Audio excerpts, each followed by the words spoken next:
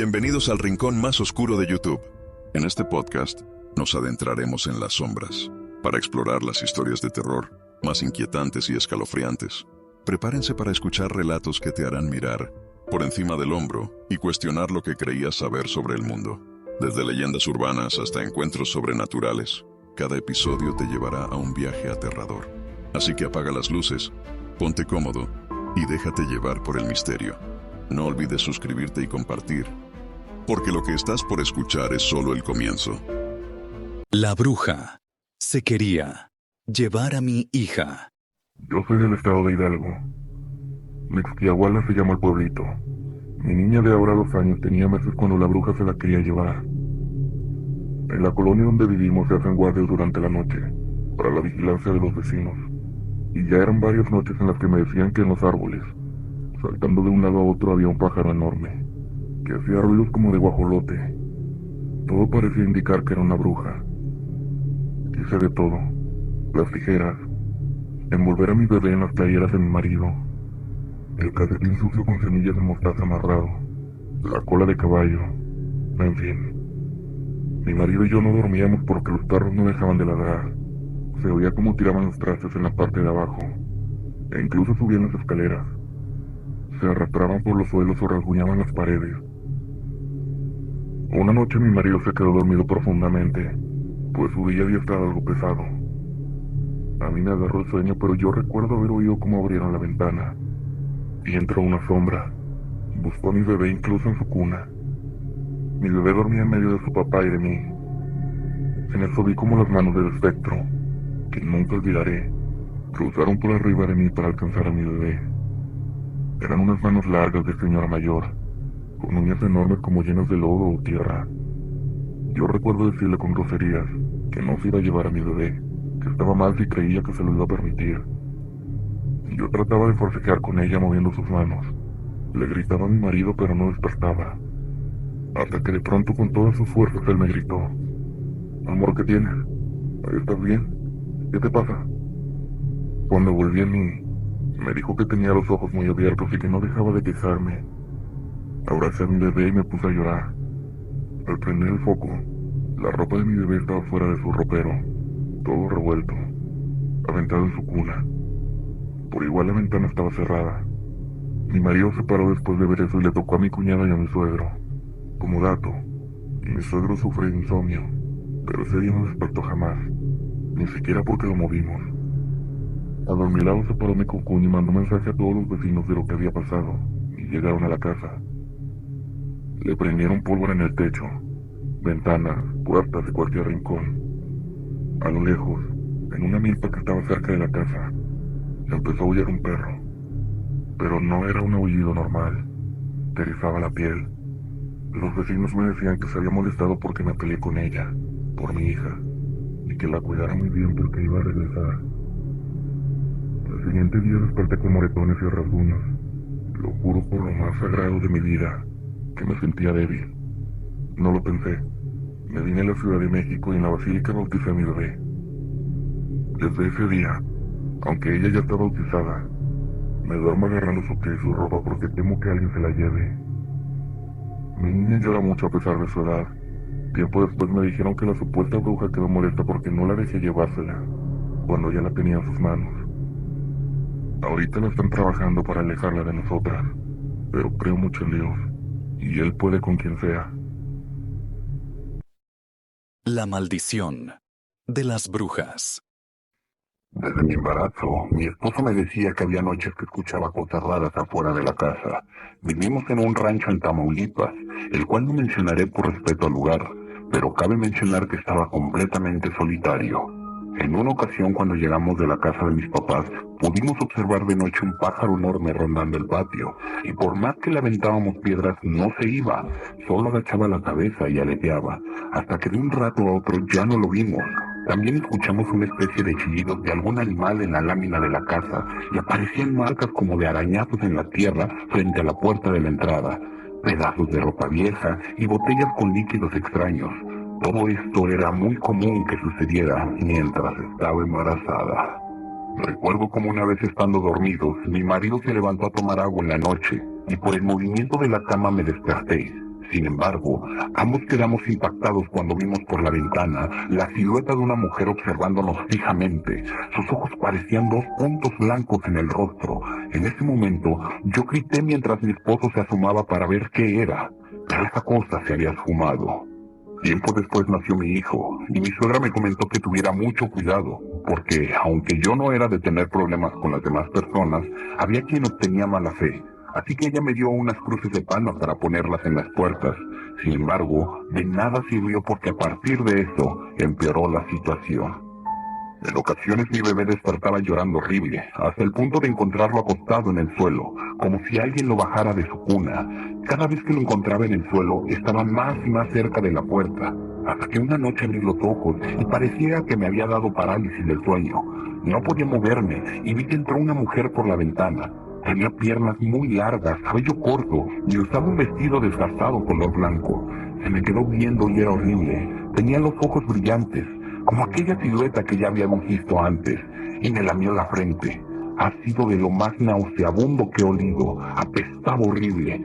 Luego de eso, empecé a llorar mucho sin poder moverme, y teniendo impotencia vi cómo esa mujer se acercó a mi bebé.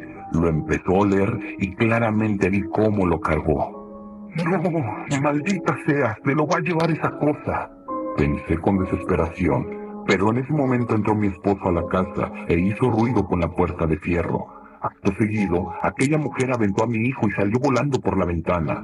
Mi esposo me vio y me habló. Justo ahí pude moverme y con un fuerte grito corrí a calmar entre mis brazos a mi hijo, el cual estaba llorando desconsoladamente.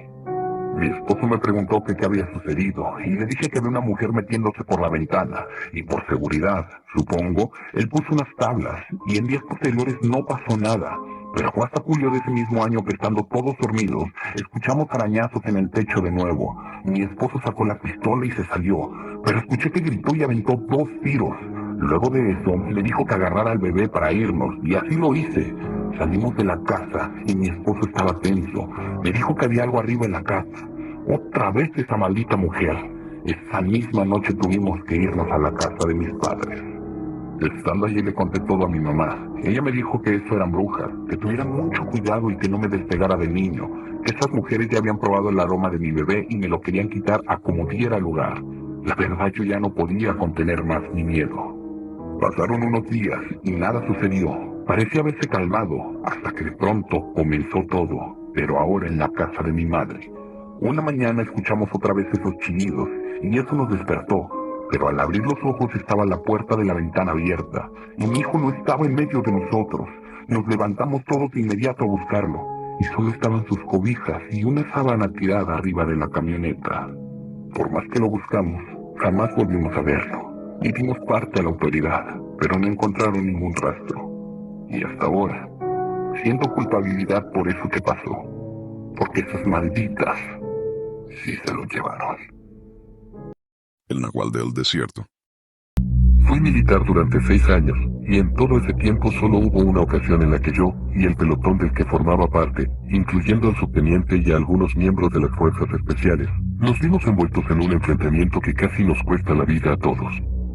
Lo que voy a contarles ocurrió hace más de 10 años. Acabábamos de terminar una operación en el desierto, en la frontera entre Coahuila y Chihuahua. Todo había resultado un éxito. Era una operación fantasma organizada por las fuerzas especiales, y nosotros estábamos allí solo como apoyo. Debido a la naturaleza de la misión, no podíamos correr el riesgo de que se supiera lo que habíamos hecho. Nuestros mandos creían que habíamos salido del cuartel para dirigirnos a Sinaloa. El cuartel al que pertenecíamos estaba en Chihuahua, en el suroeste del estado, cerca de Sonora. Pero, a medio camino, ya nos estaban esperando las fuerzas especiales para que fuéramos con ellos. A nuestros mandos no se les dijo que íbamos con las fuerzas especiales.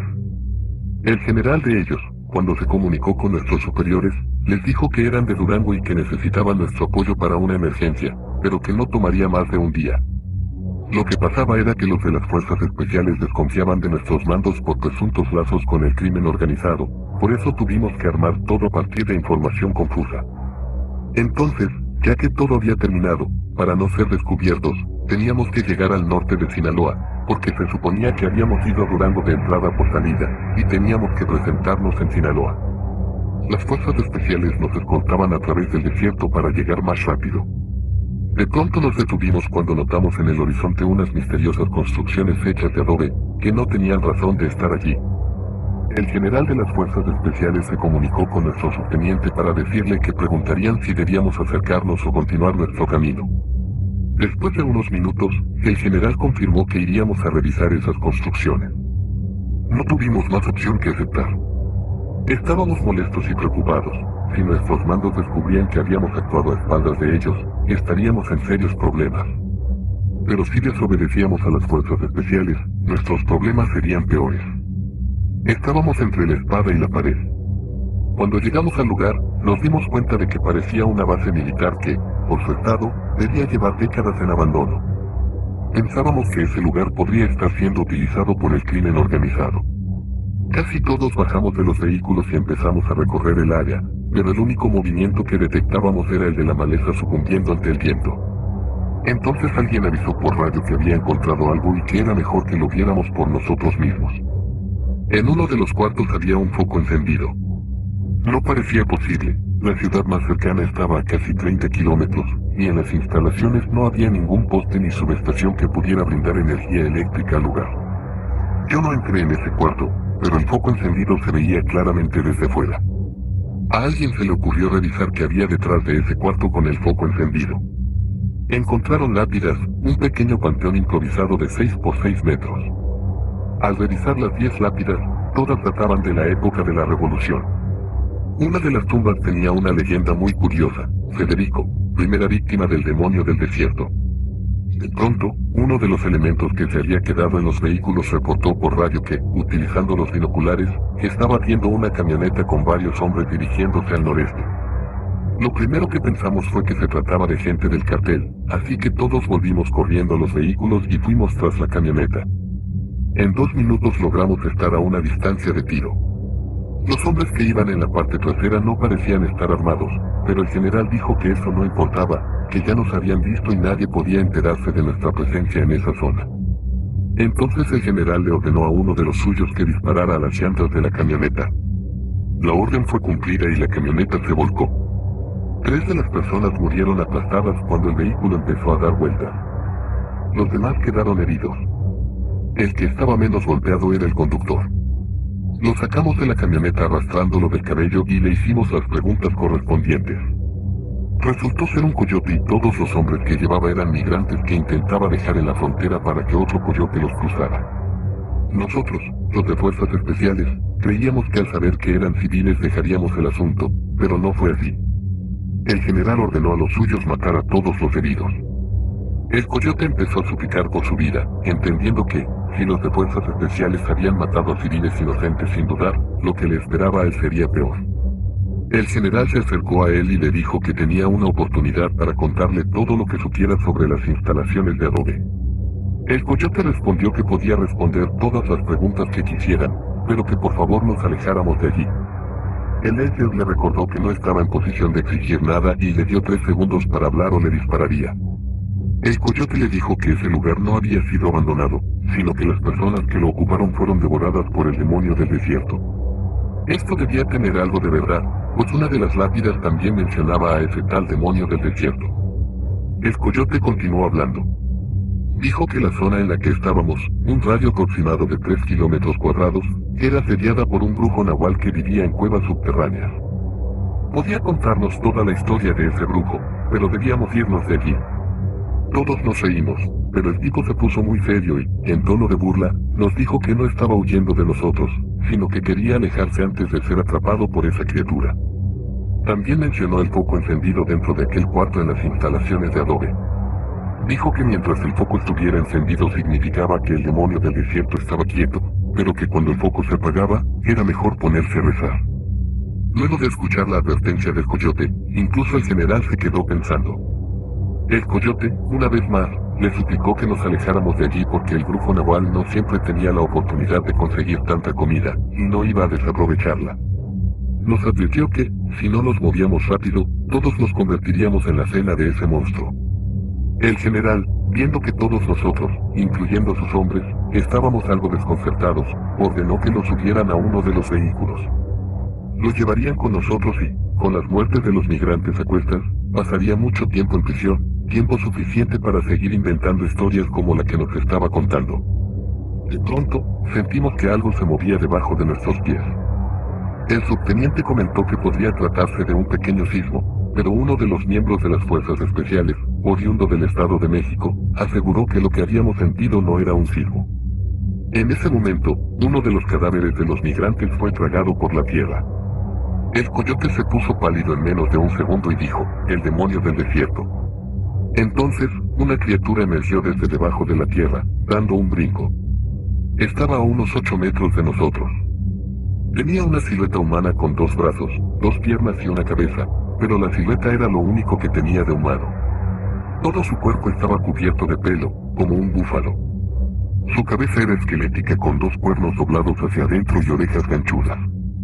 Medía más de 2,5 metros de altura. A mitad del cuerpo tenía algo que parecía una cara, y además de sus brazos, que colgaban casi hasta el suelo, tenía 2 protuberancias cerca de la cara, como si fueran manos adicionales. Era una criatura grotesca, lo más horrible que se puedan imaginar. Si el diablo existiera, estoy seguro de que se vería igual que la criatura que teníamos frente a nosotros. El general inmediatamente ordenó abrir fuego, pero las balas no le hacían nada. Ese demonio caminó hasta uno de los cadáveres y empezó a comérselo. Al ver que las balas no surtían efecto, se ordenó la retirada. Todos subimos a los vehículos lo más rápido posible, incluyendo el coyote. En cuanto arrancamos, la criatura emitió un sonido que dejaba claro que no le agradaba la idea de que nos fuéramos, y comenzó a perseguirnos. Verlo correr daba escalofríos. Era tan alto que se torcía para que su cabeza quedara a nuestra altura. Nos iba a alcanzar. De nuevo intentamos con las balas, pero no funcionaban. Debíamos hacer algo para frenar a ese monstruo, aunque fuera por unos momentos. Uno de los miembros de las fuerzas especiales tuvo una idea. Empujó al coyote para que cayera del vehículo. El plan funcionó, la criatura se detuvo para comerse el tipo. Nos alejamos a toda velocidad y ese demonio ya no nos alcanzó. Después de varias horas, salimos del desierto y llegamos hasta Sinaloa. Las fuerzas especiales y nosotros nos separamos antes de entrar a la ciudad a la que debíamos llegar, para evitar que nos relacionaran. Pero, antes de irse, el general se acercó y nos comentó que, debido a que se suponía que nunca fuimos con ellos al desierto, no era posible que hubiéramos tenido un enfrentamiento con esa criatura.